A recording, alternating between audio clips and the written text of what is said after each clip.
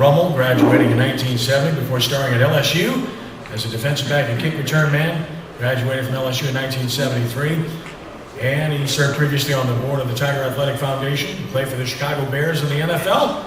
LSU, of course, crushed Kentucky 41-3 last Saturday night. The Tigers will host third-ranked and unbeaten Ole Miss this Saturday night at 6:15 in Tiger Stadium. Please give a warm welcome from the quarterback club to Norman Hodgins. Norman. Thank you, Kenny. I always enjoy being here with friends and folks and meeting new folks that know many of my brothers. Another good way to build a program is to have a bunch of brothers come through. So I'm one of 6 brothers that went through Rummel. We kept on going. I'm trying to be as good as my other brothers were. They were much better than I was. But I just figured out, all this time I thought it was great coaching, great leadership, and great people skills that kept Warren Easton in the hunt. They've got how many girls to how many boys? Are you kidding me? Are you kidding me? He doesn't have to recruit. They're knocking the door down. Now we know. Rich, I don't want to talk ahead of you, but I'm afraid that I got to go ahead of you. But I'm afraid what's going to happen when you finally come up. So I'm going to be very kind to you. I won't say too much. Congratulations, coaches. The dedication that you guys do today is tremendous. Not that it wasn't back then. It's always been a great chore. Rick knows it very well. It takes a long time, a lot of hours, and a lot of heart and understanding and a little listening skills to keep it going. So I'm proud of you guys as we go. LSU Tigers. Who's going to show up each week? I don't know. Last Saturday night, I tell you what, a pretty darn good team showed up, and they took Kentucky out very early in the game. I mean, very early. Special teams contributed early in the first quarter. I sat behind the long stories. I sit in different seats every game. Just so happens kind of how it works. So I was about 20 rows up from the Kentucky bench, and I'm going to tell you, the second quarter, Billy knows what I'm talking about, they were dead.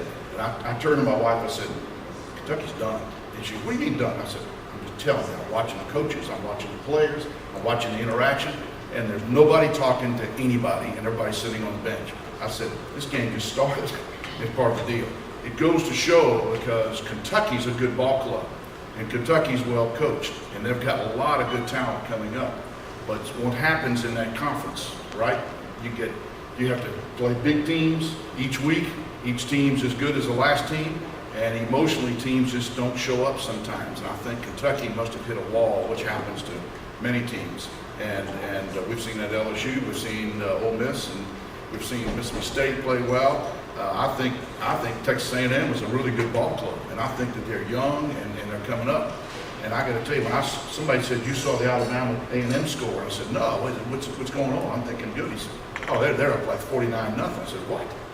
What do you mean 49-0? You mean like 49-40 or something? No. 49-0. It's amazing what happens in the game today, and part of that is the spread offense, and the other part is the skill guys. You have to have so many more skilled folks to play against that spread offense. So what that does, it puts a lot more excitement in the game. Also makes a lot of guys have a lot of interceptions and have a lot of tip balls, a lot of sacks, a lot of good things going on. And I think that's increased the excitement of the game.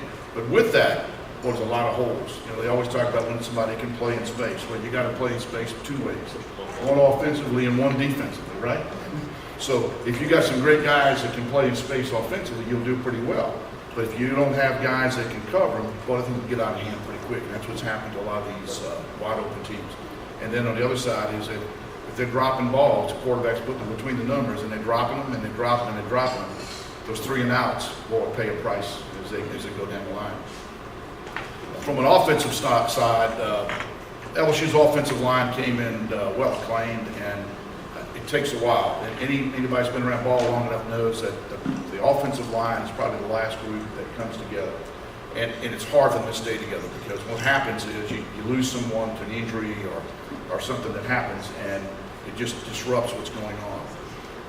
Taking LSU's line, it looks to me like the last 2 weeks, they have played the best they've played all year. If they can continue to play that, you can play with anybody. You can control the ball. We've got plenty of running backs. I mean, you name it.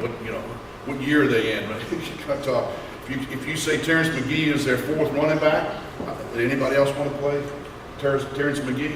We play him every week, right? I mean, he comes with heart, he plays tough, and Hilliard's playing well. You know, that he lost about 10, 15 pounds in the offseason.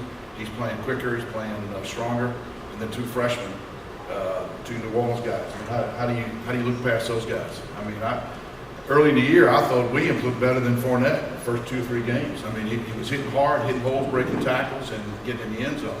And just taking, you know, some people, like any other learning curve, it takes a while for it to happen. It's an emotional thing, and it happens. Defensively, it's a little similar to at LSU. The defensive line, very young, very green, and having that learning curve built as we go. They have concluded that Beckwith is the middle linebacker. I agree. Welker is a good kid and tried hard, but Beckwith is really a player. And not a few coaches have seen him play, but he can play. And he's big and strong and fast. Other than that, he's one of the few guys I've seen get P-laid on a kick return, or I think it was a sweep or something like that. Face mask turned on his helmet, the mouthpiece went the other direction, and I turned to the wife and said, he's going to be down for a while. Well, he got up in about 3 minutes and walked to the sideline. I said, ooh, that's a pretty tough dude there. And can take that hit. Defensive backs, they got plenty of defensive backs. They probably have, I hate to say, but I bet you they have 8 to 10 guys that can play, intercedingly with each other and play different positions. Watch Jamal Adams. He is a freshman from Dallas, and he can play. His dad's a friend of mine. His dad, George, played at Kentucky, was a running back. He played on Purcell's Giants Super Bowl teams as a running back. And so he's got good lineage there. He's got good direction from his dad, and this kid can play. He's got a lot of savvy, and I think he made 3 or 4 plays Saturday night at LSU that were pretty good plays for special teams. Special teams get recognition. Sometimes they do. That's exactly right. The future for LSU is really easy. The schedule, it's really panned out pretty well. I mean, they got 4 easy games to finish the year and go to the national championship. I got to tell you, everybody says, well, you got 2-2. I don't necessarily see them 2-2, but 2-2. You got Ole Miss and Alabama that supposedly on one bracket. I think Arkansas is right on that edge. I think Arkansas is right there. Any given week, any given game, they're going to absolutely blow somebody off the field. That they're really close to that and playing well. They're well coached, and it's taken a while to get that type of offense and program in place. A&M, once again, a very talented, very wide open team. If they come to play that night, you're going to have your hands full, or you're going to be looking behind it, as they say. But if you're chasing guys down the field, the view's not so good. So you want to make sure you keep everybody in front of you. But A&M can get past you in a heartbeat. How good is Alabama? Well, I don't think Alabama's any different than they have been since Saban's been there. Do y'all think? They're doing the same things with the same people. They just put different names on the back. Same numbers, same program, and they're running the same plays. And they just keep saying, well, if you're going to play us, you must stop us. Here's what we're going to run. They're not very concerned whether you know the play or not. That's a Saban mentality, is it not? I think it's just part of where he's going to. Ole Miss, they're excited in Oxford, and ought to be exciting in Baton Rouge this weekend. I think game day is supposed to be there from ESPN. That's the pick for the week. Ole Miss looks tough. I mean, they got a veteran defense that been playing a long time. I thought Mississippi State's front seven were as tough as I've seen defensively played all year. They keep telling me Ole Miss might be better, which is quite a compliment to them. We're going to find out pretty quick whether our young guys can play and can play early and compete and keep us in the game. Coach, I tell you, you said something earlier about leadership and players coming about. The leadership in the locker room today, not that it always has not been there, but I think it's been a little different from different coaches in different times. But in the NFL, clearly the locker room leadership is huge, would you say? It's even more so today. I don't know anything about it, but I hear my Bears had a little conversation amongst the players in the locker room after the game yesterday. That's happening more and more from what I'm understanding and hearing, and that leadership role is really coming down to the college ranks today for sure. And I got to believe it's the better teams have good locker room leaders in high school as well. If you don't have that, then because the coach can't be there everywhere, and the players are not going to tell the coaches everything. Is that a fair statement? So you got to have some folks that are directly on their level that can talk and give good advice and good leadership, and that helps keeps things together. And they say, what is no eyes in team, right? So it's got to be team as part of the deal. I'll be quiet. I've been here enough years to know that I'm done. Any questions? Any suggestions? What do you think's going to happen on Saturday? I'm laughing because my first gut feeling is to give a Les Miles statement. We plan to show up and play. You know better than that. You know better than that. I would say this, is that we're going to have to play well on the defensive line and linebackers first. Because I think Ole Miss is going to test us there right off the bat. They're going to test our mettle, if you will, in the running game. They're going to put a lot of pressure in that. They're going to make sure that we don't get caught in some schemes and have some wide open gaps and move about. They're going to pass the ball. They're a good passing team for sure, and they got a good quarterback, and you know he's going to have his chances in play.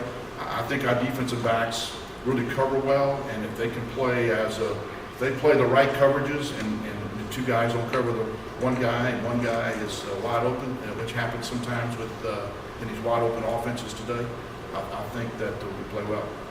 I think LSU can run on most teams. They just got to be solid in what they're doing.